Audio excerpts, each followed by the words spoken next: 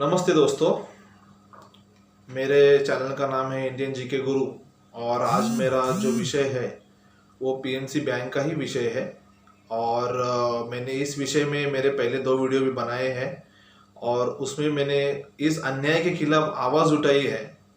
तो आप सब भी इसके खिलाफ आवाज़ उठाइए, ये मेरी आप सबसे रिक्वेस्ट है। तो आज के इस वीडियो में मैं बात करना चाहता हूँ हमारे प्राइम मिनिस्टर माननीय मोदी जी के ऊपर। तो हमारे जो प्राइम मिनिस्टर है ये हर बार उनके ही मन की बात करते रहते हैं। मैं मन की बात आज करूंगा, कल करूंगा, रोज उनका प्रोग्राम आते रहता है, उसमें हम उनके मन की बात सुनते रहते हैं। तो मेरी माननीय मोदी जी से एक रिक्वेस्ट है कि आज हम हमारे मन की बात आपको सुनाना चाहते हैं।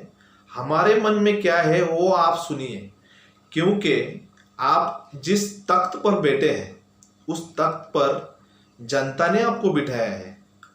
जब आपको उस तख्त पर बैठना था तब आपने क्या कहा था? आपकी बार मोदी सरकार। तो जितनी भी जनता थी, जनता ने मिलके आपकी वो बात सुन के, आपके मन की बात सुन के आपको तख्त पर बिठाया था। क्यों?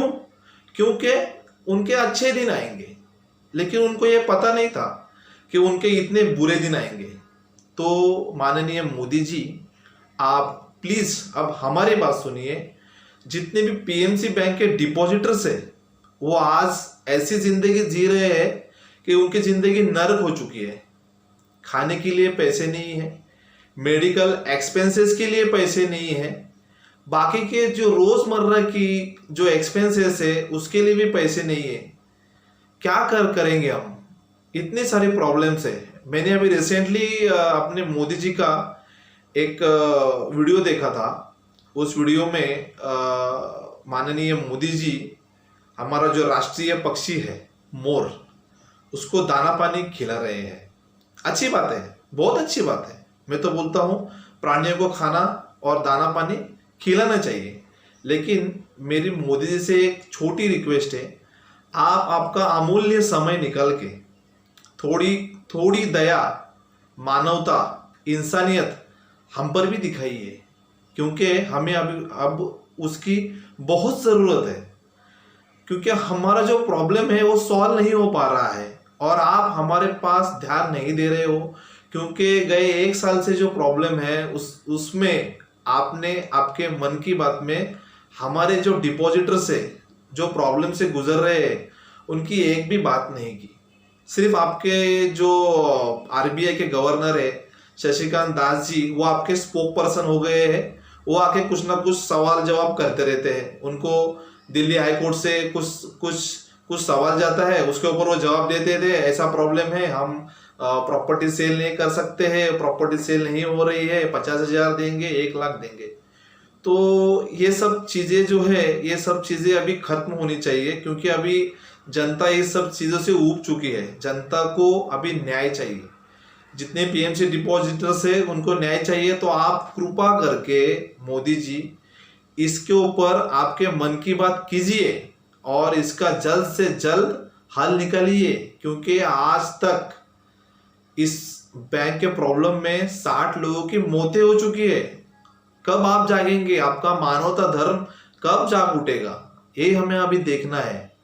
इसके बाद में मैं आपको एक बात बताना चाहता हूँ। बड़े बुजुर्ग लोग हैं, अभी मैंने कल या परसों में ही एक वीडियो देखा है बुजुर्ग का।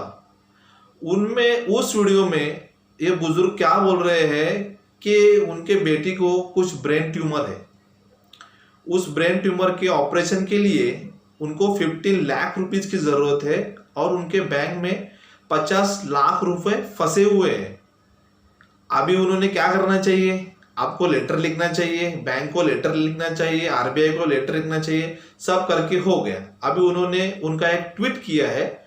उस ट्वीट में उन्होंने कहा है कि अगर आप मुझे मेरे पैसे नहीं दे सकते तो मैं मेरी दोनों किडनियां और मेरी एक आंख दान करता हूं, इसके एवज में मुझे 15 लाख रुपए दीजिए। ये हालत हो चुकी है आज पीएमसी डिपॉजिटर की। खाने के लिए पैसे नहीं है लोगों के पास। इतना बड़ा प्रॉब्लम होके आप सब जन चुप है।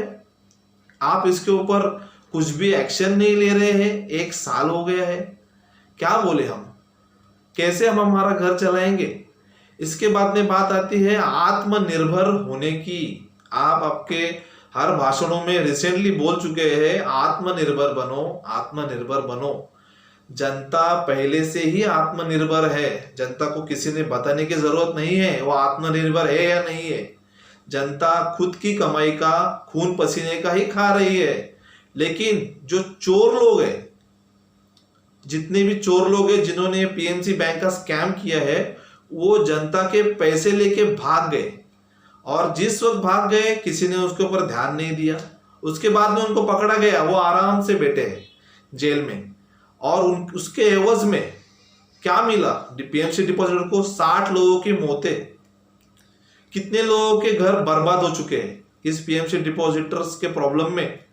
मैं आपको इस वीडियो के माध्यम से ये बताना चाहता हूं कि आप इसके ऊपर जल्द से जल्द एक्शन लीजिए। अगर आपने इसके ऊपर एक्शन नहीं लिया तो और भी मौतें हो सकती है। माननीय मोदी जी, मैं आपको रिक्वेस्ट कर रहा हूं, तो मोदी जी जागो, आपको हम रिक्वेस्ट कर रहे हैं। अब तो हम रिक्वेस्ट ही करने के काबिल रह चुके हैं, हम दूसरा कुछ कर नहीं सकते। हमारा ये प्रॉब्लम आप जल्द से जल्द सॉल्व करेंगे, ये हमको आशा है। और आपने पीछे कुछ बात कही थी भारतीय स्वच्छता अभियान की, तो ये जो स्वच्छता अभियान है इसके अंतर्गत आप पहले ये कीजिए, जो चोर लोग बैंक को लूट रहे हैं, सामान्य लोगों को, बेगुनाह लोगों को लूट रहे हैं, उनको पहले ये देश से साफ कर दीजिए, तो ये देश सुजलाम सुफलाम अपने आप हो जाएगा। मोदी जी, हम आपको ये रिक्वेस्ट कर रहे हैं, ये स्वच्छता अभियान आप उनके खिलाफ चलाइए जो लोग इस देश को लूट रहे हैं। भोली भाली जनता का पैसा लूटकर भाग रहे हैं और जनता बेचारी पिस रही है, मर रही है। क्या करेंगे हम? आप इसके ऊपर सॉल्यूशन निकालिए। सॉल्यूशन निकालना आपका काम है, आपका धर्म है, यही इंसानियत है और यही मानवता है। मेरे आपसे ये रिक्वेस्ट है।